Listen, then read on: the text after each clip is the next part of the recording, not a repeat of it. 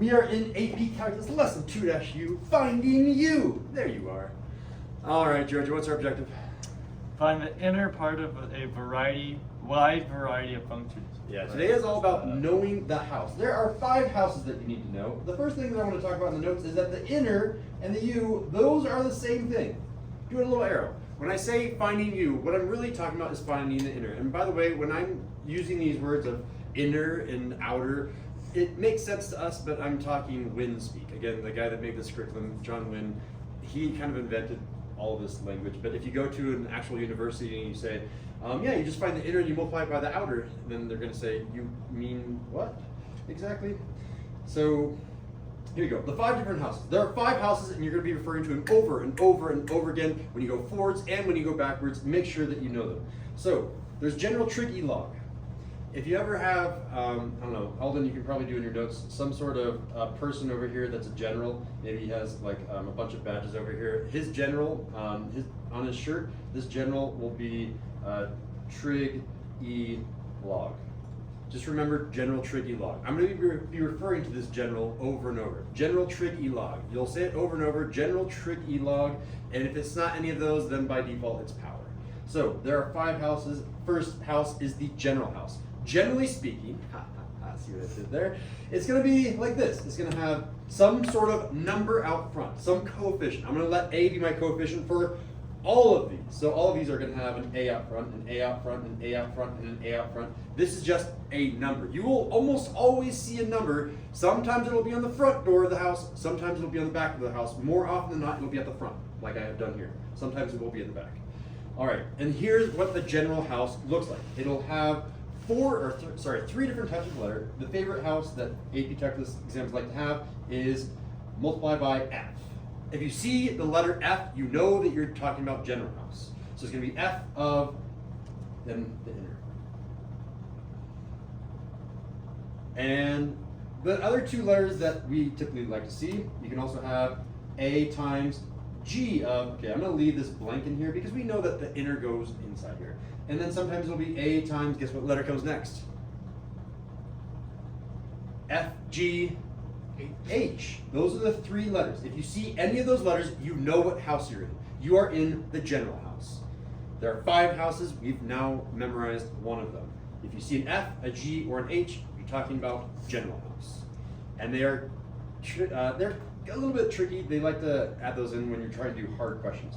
All right, trig houses. Question. Instead of inner, can you just use U? Yes, you could put a U in here. In tomorrow's lesson, all we're going to do is do U. For now on, I think I'm just going to leave these blank. This is the inside of the house. We'll be doing the analysis of the inside of the house later. Right now we're doing the analysis of the house. Can you figure out that we have a house? And then we can say, okay, the house, that's the inside of the house. So trig house. There's again 3 types of trig houses. You know your trig. What's a trig function?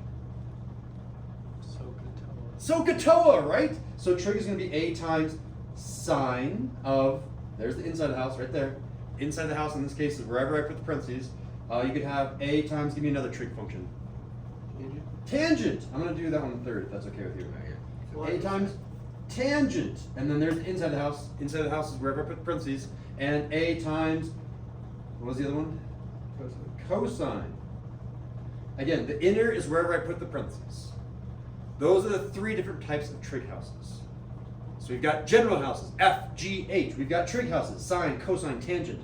And then we do E house. E house is your favorite house. It is my favorite house. There's a reason I have an E as a tattoo on my leg. E is the easiest thing. Do you really? I really do. E You is have the... a tattoo? I do, yeah. Sorry. It is the easiest thing. How far up your How leg? come y'all haven't seen it yet? Oh Oh. my His god. favorite equation. E is your favorite house. And I really mean that. Whenever you take the derivative of E, it is E. You're done. You just rewrite it and you're done. E is the easiest house in all of AP Calculus. If you see E, get happy, you know the answer immediately. A times E, and then here's the trick. E house is like a tree house. Tree houses are built up above the floor. E house, tree house, we come up here. The parentheses are in the power. The house is actually up on top. Normally all these houses are on the ground floor, ground floor, ground floor, ground floor, ground floor, ground floor, up here in the tree house. E house, tree house. The house is weird. It's actually up above wherever the power is. Just remember that. Sweet. All right, and then we have log house. Log house is a little bit tricky, but again, in AP Calculus AB, it will always look like a natural log. A times ln. That's how you say natural log. Again, natural log is backward because of Latin, how math used to work. And then again, you have the parentheses.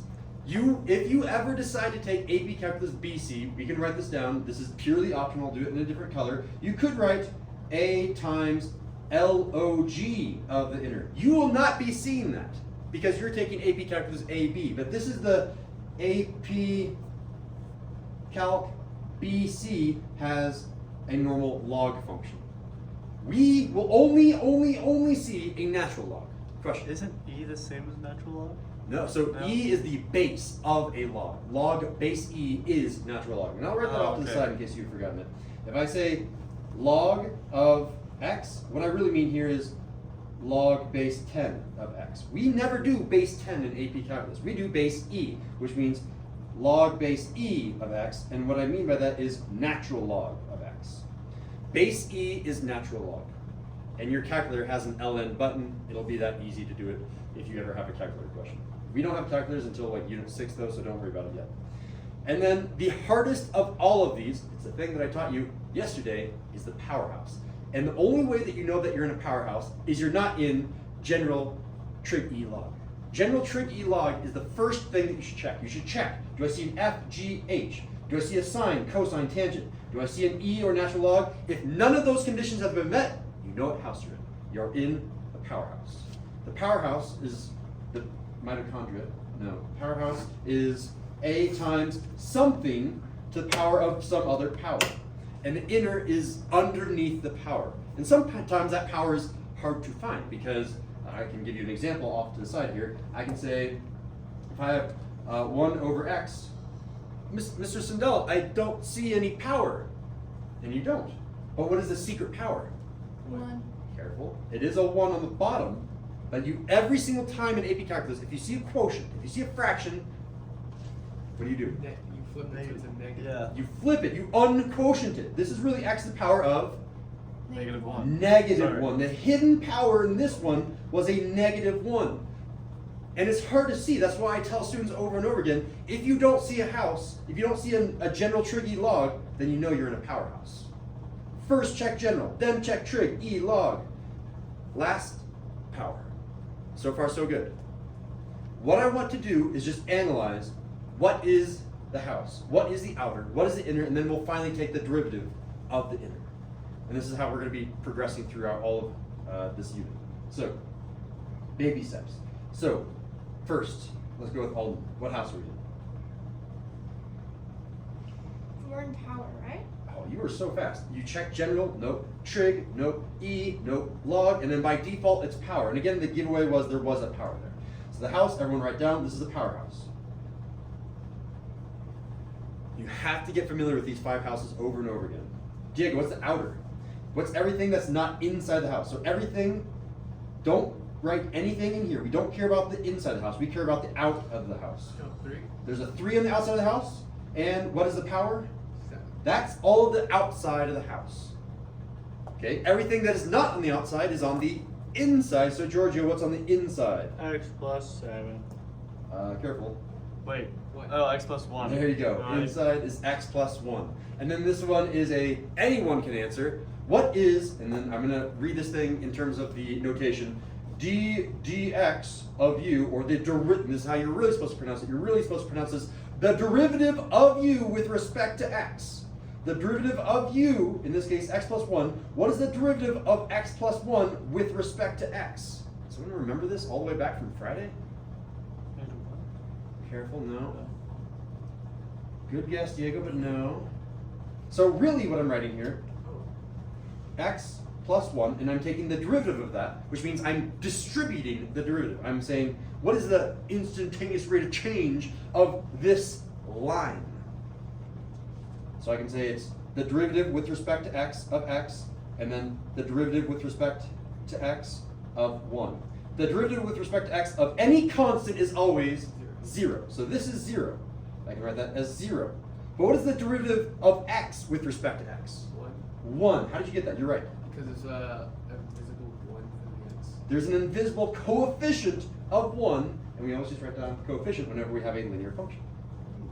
So the answer here is 1. Again, there's a bunch of different synonyms to ask this question. I could have asked, what is the instantaneous rate of change at any point on this line x plus 1? And that slope is always 1. I could have asked, how do you apply the derivative? And there's a third interpretation, which is use powerhouse rules from yesterday, or from Friday, not yesterday. Powerhouse rules state this: you have a power of 1. Powerhouse rules state, take that 1, multiply it down. What's 1 times 1? We get 1. And then you say, okay, I'm always going to write the x, and then I'm going to take this power and then decrease it by 1. It used to be a 1, and I'm going to subtract 1. We always go down a power from whatever that power is. 1 minus 1, everyone shouts out. 0. 2. And anything to the power of 0 is 0. 0. 1. 1. 1. Anything to the power of 0 is 1. Oh. So if this is 1, 1 times 1 is 1, and again we get this answer of 1. There, on the speed sheet, I'm not going to be putting what is the derivative of a constant. You should know that that's 0. I don't know if I actually put that on there. Maybe I should add that in future years. But I think I did add what is the derivative of powerhouse. There it is. And powerhouse, you multiply the n down in front, and I can write this down again on the notes. Powerhouse is if I have ax to the power of n, the derivative with respect to x of that function is n times a. Again, you multiply this number and this number, and then you rewrite the x, and then this n goes down a power. It goes down 1. That's powerhouse. That's a rule that you should be memorizing over and over again. It's very common on many different types of questions for AP Calculus. Cool. Moving on to the next one. Natural log of 2x. All right, first, identify the house. Giorgio, go. Log. It's very easy. It's a log house.